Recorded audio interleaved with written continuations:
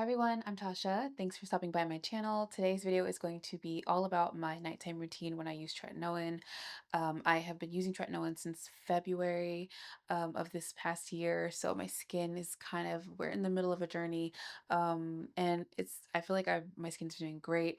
A big reason for that is because I have been very, very careful about what I do for my nighttime routine, and so I just want to show you guys what that looks like, especially if you're somebody who's interested in tret, or maybe you're just getting started with your journey and you're not seeing results or something. Maybe tweaking your routine at night can help you achieve better, safer results. So without further ado, I just want to show you guys what my routine looks like at night. So currently my skin is looking more dry and dull than usual. I have been moving for the past couple of weeks, so my skincare routine has just been all over the place and I haven't been as consistent. I definitely have not been using Tret. I have a couple of little breakouts from a clay mask that I did. So yeah, I'm ready to get back in the saddle and give my skin some TLC. The first step I always do in my nighttime routine is a cleansing balm. I love this for removing makeup, for removing SPF, or any skincare from the day. This is just like my go-to step. I always have to do it.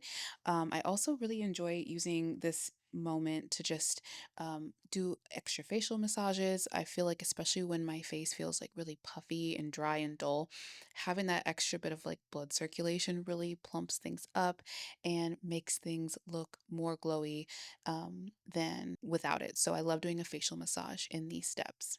And then just a quick tip for anybody who doesn't know is that whenever you're using an oil-based cleanser, you definitely want to emulsify it before removing it. This way you actually are getting rid of everything off of your skin, the oil, the makeup, the SPF, and the cleansing balm itself is all coming off when you rinse it. So definitely make sure that you are not skipping this step because it does make a huge difference. And then for my skin type, I really love a cream cleanser that's foamy, just something gentle and simple that doesn't strip the skin, but is still very much cleansing the skin, getting rid of that oil, any like leftover stuff from the previous step. I definitely will say your miles may vary. Sometimes people like a more drying cleanser. Maybe your skin's more oily than mine is. So definitely use what works best for your skin type. But yeah, for me, I just love something that's going to be creamy and foaming. And yeah, that does the job. Really basic and simple. I love also, like the previous steps, just spending some time with my fingers and working this product into my skin, really focusing on massaging and really focusing on, working it in really well.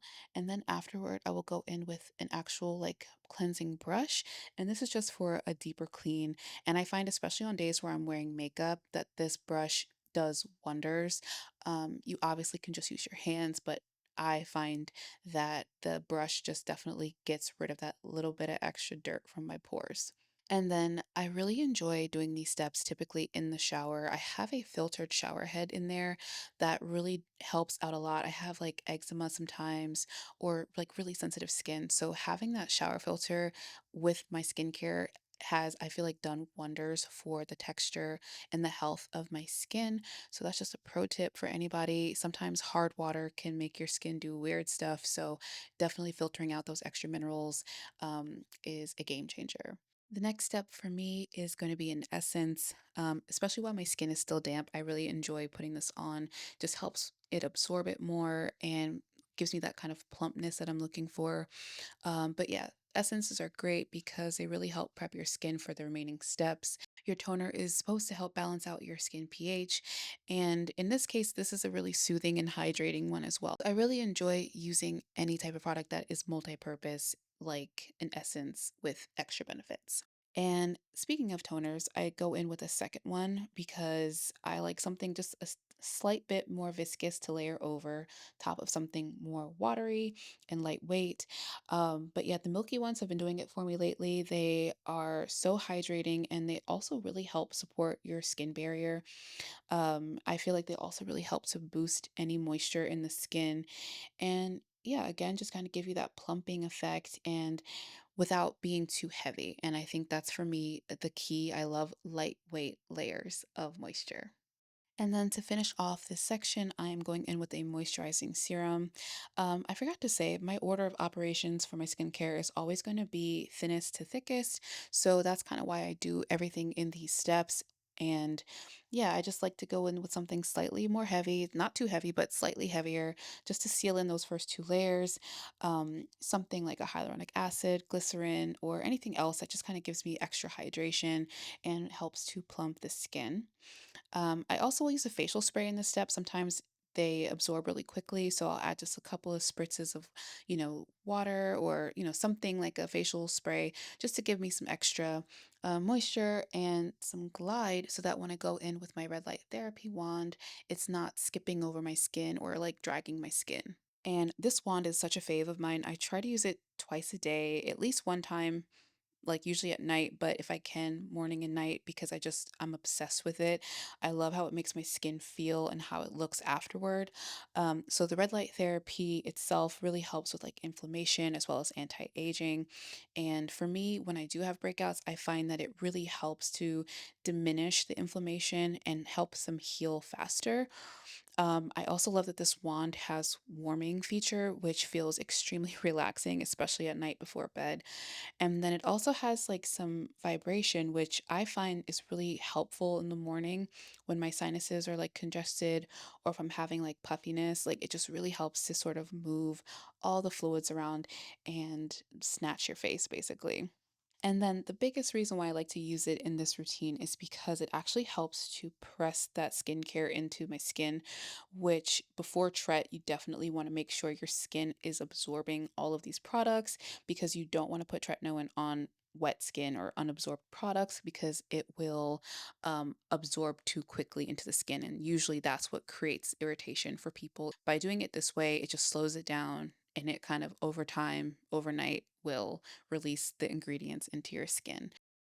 And so I'm going to go in with a bit of a barrier balm. This is just a precaution. I don't always do this, but this is just a precaution because I'm going up a step in my percentage of tretinoin tonight. So I just want to make sure that around my mouth, where I tend to get irritated, if any irritation occurs, that it's just more protected. So that's really all this step is. If you are somebody who is sensitive to tretinoin, you may want to just do your moisturizer in this step. And that way you'll just put your tretinoin over top, but it's completely up to you. But yeah, for me, this is just a bit of an extra buffer for the night just to be on the safe side. And then now I'm finally going in with my skincare from Dermatica. This was a custom treatment that was made for me after I did an online consultation. And I feel like my skin has really enjoyed it. I've started at like I think the lowest percentage you can get up until now. I'm at 0.05%. So I feel like my skin has been receiving it very well. I think, like I said, these types of skincare routines that are catered toward it really help with that. But I have not had any irritation, any adverse effects or anything. So my skin has been really loving it. So as a result, I am seeing results. Obviously, I have some, it's definitely some time to go before my skin is like perfect or as clear as possible, but we are definitely making strides there, so I'm very excited about that. I currently am just doing tretinoin twice a week. I might increase it at some point to 3 times per week, but right now 2 times seems to be the sweet spot. And then I'm only ever using a pea-sized amount because you don't need more than that. And then if you're going to add extra skincare after this, you definitely want to wait 15 or 20 minutes and then you can go back in with the rest of your routine. And then I'm going in with some eye creams, and like every other step in my routine, I really love layering things. I like going in with something more lightweight underneath. Usually, I'm looking for something that has like caffeine, ceramides, retinol, or any other like kind of ingredients that address concerns that I'm having, like puffiness or dark circles. So I definitely love to go in with something a bit more lightweight, maybe like a gel like texture first and let that kind of absorb. And then I love to go in after the fact with just something a bit creamier, a little more rich, and basically just that focus of that product is just hydration. So I like doing that, especially at night, because yeah, it just feels like everything kind of sinks in overnight, and then in the morning you have like really hydrated, dewy skin. And then just as like another tip, if you need to, if your skin around your eyes are really sensitive, which most people's is because it's such a thin area of the face, you can also move this step ahead of the tretinoin in this routine. So you don't have to do it afterward. And then I also will say, make sure that you're washing your hands after you use your tret so that you're not spreading it around to areas that you don't intend for it to be on, just so you don't have any adverse reaction to tretinoin. And then I'm just going in with my moisturizer as well as a facial oil to sort of like thin it out and also to seal all the hydration underneath. I love a moisturizer that's gentle but rich. And I find that like I'm really paranoid of damaging my skin barrier. So everything I use is usually like fragrance free, formulated for like sensitive skin, even sometimes formulated for like eczema, just things that are very, very soothing and gentle because I don't want to have anything on my skin that's going to irritate my skin at all. And I guess I should also add the last tip is to just make sure that whenever you're using tretinoin, that that is the only active ingredient in your skincare for the night. Because again, you don't want to add like AHAs or BHAs into your routine with tret on the same night. It will definitely make your skin irritated. So be aware of that. And then before everything kind of absorbs, I'm going in with these reusable silicone eye masks. These are great. You just throw them on. I like to leave them on for about 15 to 30 minutes. Whenever I feel myself falling asleep, I will just take them off. But they really help with the absorption of the skincare around your eyes, like locks in that moisture. And yeah, you'll see a huge difference when you use these versus when you don't. They're absolutely wonderful. And then the last step is, of course, a lip mask or some type of lip balm. Lips need moisture too. And that's pretty much my whole routine. I find that I have really been enjoying the process of using tretinoin. I feel like I'm a little bit overly cautious about using it because I just don't want any irritation. But I feel like that's also probably why my skin has responded so well to it, is because I'm just pampering it and taking care of it. So you can absolutely simplify this if you would like. I just love spending the extra time on my skin. It's relaxing, it's fun, and I really enjoy it. So thank you so much for watching my tretinoin routine. I hope this helps you guys out, and I will see you in the next video.